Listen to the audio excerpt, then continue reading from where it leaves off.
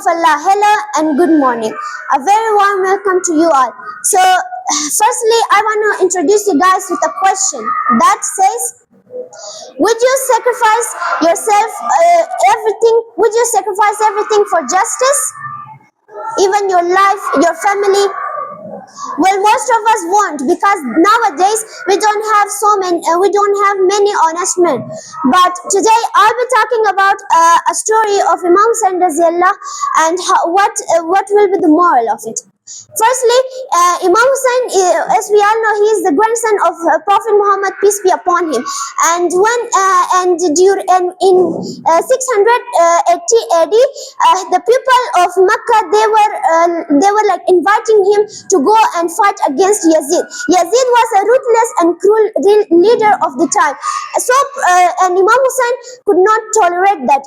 Yazid wanted Imam Hussain to pledge his loyalty to his unfair rules, especially like bearing a girl child who is born, and many more. And that is why Imam Hussain was not actually happy with all this rule and didn't accept it. Therefore, the fight started and the conflict started. So basically, Imam Hussain he had only 72 other people in his team, and those were his close friends, relatives, and families. While there was an army of Yazid, which were in thousands. Now, obviously, the 1,000 people will win against only 72 people. And in the 10th day of Ashura Muharram, Imam Hussain and his companions were martyred, and they were killed and martyred. They were killed and martyred cruel, and they were like innocent. Yeah, we all know that.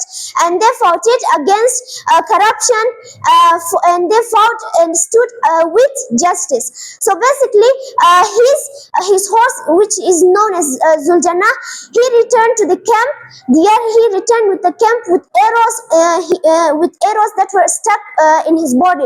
But there was no rider of him, because Imam Hussain was martyred and killed. So now, from this story, we understand that no matter what happens, we need to be the light in the dark.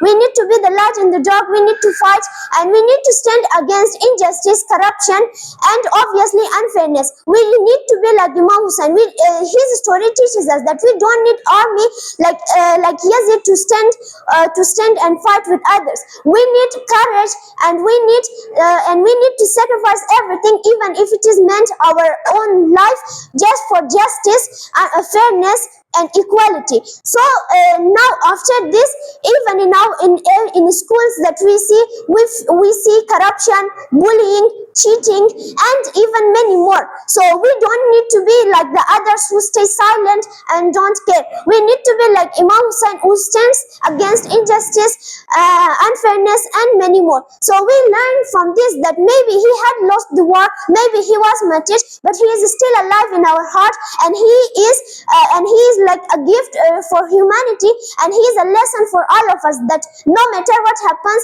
we need to stand against corruption, unfairness, and we need to stand with justice. So, do you have any question? Thank you.